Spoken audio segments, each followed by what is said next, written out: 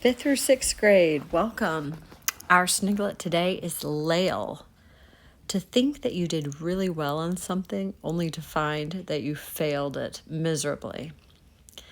If I had to guess, I think the two words are fail and maybe lie. Not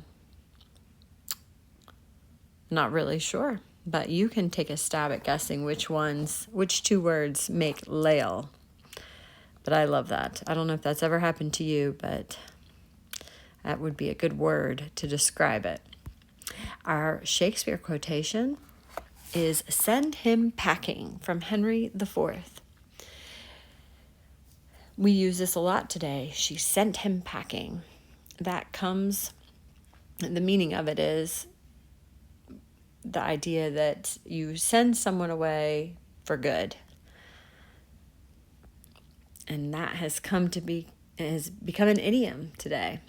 Our Proverbs is Proverbs 8:13. It says, "The fear of the Lord is to hate evil, pride and arrogance and the evil way, and the perverse mouth I hate." Perverse has the idea of being crooked. Typically describes character. It's something that is crooked, that is not whole or healthy. And if you look, it's associated in this verse with pride and arrogance and the evil way.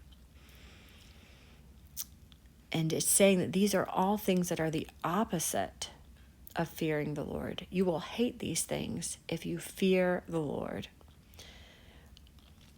And so in a class where we talk about writing, even though it says a mouth here, it's representative of our words, even if they are written words. So make sure that your words are healthy and wholesome and straight, not crooked or perverse, that they aren't proud or arrogant. We put those things away from us. We hope.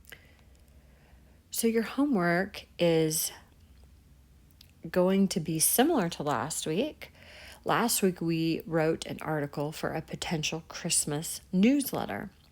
Whether or not you're actually going to send out a Christmas newsletter to your close friends or family, this week is very similar. It's a very practical assignment, and your parents may choose to actually use it. But this is, oftentimes I'll see Christmas cards with a summary of the past year for the family. So you're going to write a summary for your past year with your family.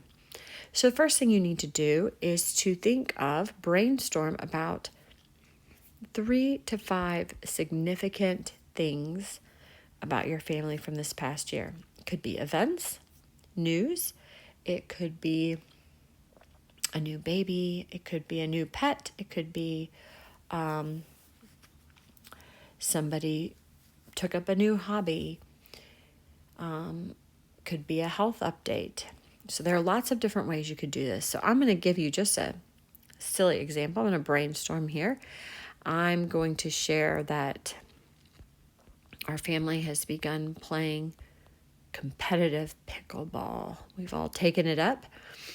And I'm going to tell that one of our children got engaged. We're just pretending, of course. And then maybe I want to talk about my dad's new job. Maybe he got a promotion. Okay. And it affected our family because, maybe we're moving, or maybe he gets to spend more time at home, or who knows. But those are my 3 things. So the next thing I want to do is I want to figure out how I'm going to organize this information. I meant to highlight that. Let's fix that here. So how are we going to organize it? There's 2 ways, 1 and 2. The first way is to organize it chronologically. Now that's just a fancy way of saying to organize it according to when it happened. Order of time. And then the second way is to organize it by order of significance. That means importance, or how much it impacted your family. So we'll start with chronological. So let's say that we started pickleball this summer in July, and maybe our family member got engaged maybe they just gotten engaged in October, and maybe dad's new job started in March. Okay, so then the order would be very easy here. It would be 1, 2, and 3. And I would just start and I would highlight the date. So I would say in March, Dad got a new job. And I'd talk about it a little bit. And then in July, our family took up the new fun hobby of pickleball, or sport, if you consider it a sport. And later in October, my sister, who had met a good friend, she got engaged, and I'll tell that story. So it's very simple. You just tell it in order of how it happened. Now, there is another way to organize it: order of significance. So what you want to do there is you want to rank these things according to how significant they affected your family. Maybe the pickleball didn't turn out to be super significant. It's fun, but it wasn't really life-changing. Nobody had to move. You didn't have to spend a lot of money. Nothing really major changed. And maybe the engagement didn't affect your family quite yet. It may have been exciting and it will change the family, but maybe it's not quite as significant as Dad's new job. Maybe Dad's new job meant that we moved, we had a new house, a new neighborhood, new school. And so that would be, in this comparison, the most significant thing. Now, if you're going to write your paragraph in order of significance, let me fix this here. What you're going to do is you're actually going to write it in reverse order of the significance. So if I'm writing my paragraph, I would write it like this: starting with, in descending order, the beginning of my paragraph would be about pickleball. And then I would talk about the engagement. And then last, I would talk about Dad's job. Now, that's not the same as the chronological order. That would be the least important to the greatest importance. Okay? Least important to most important. But there's one other way you could do it. You could do what's called the sandwich method. The sandwich method is similar. It always keeps the most important thing last because you want to end on a climax. But you also want to start with something pretty significant too. So you would start with 2, the engagement, and then you would talk about pickleball, the third most important thing, and then you would end by talking about Dad's new job. So it's like a sandwich because you have important thing, and least important thing. Often we do that if 2 of the things are significant and 1 is not. We sandwich it between the really important things. All right, so that's 2 ways: least important to most, or the sandwich method. Both ways are great. You can choose either one. And you can also choose whether to organize it chronologically or by order of significance. Now, I am going to give an alternate homework assignment this week. That would be if your parents decided that they wanted to tailor your homework to something that they could use for their Christmas card or Christmas letter, and they decided they wanted to do the Christmas newsletter and include the article you wrote last week, then this week you would be writing another article for your Christmas newsletter. And again, this works really well if you're writing along with siblings or cousins, and you can even include people who aren't in this class if you have siblings or cousins that aren't in this class.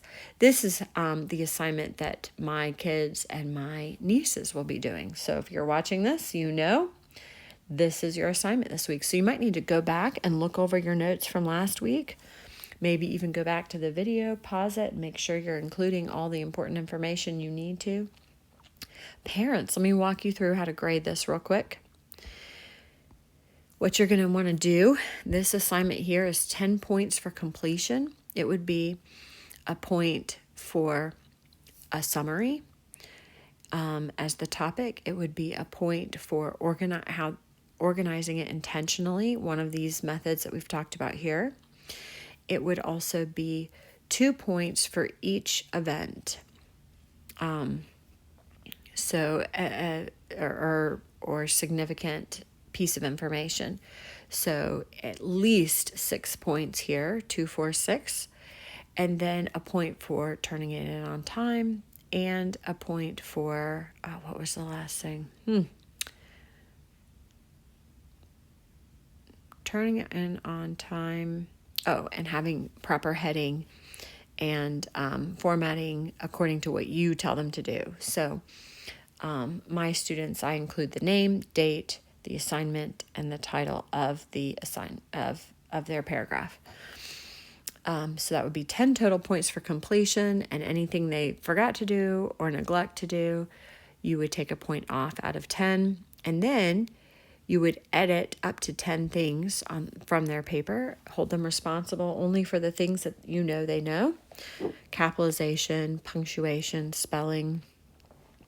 And you may also hold them accountable for things we've talked about in this class, like be verbs and passive voice. And mark up to 10 things. And then for a second grade, if you'd like to give them a second assignment in a second grade, they can turn in a revision with those 10 things corrected. All right, so I hope you have a great week. I look forward to reading the Christmas newsletter from my students.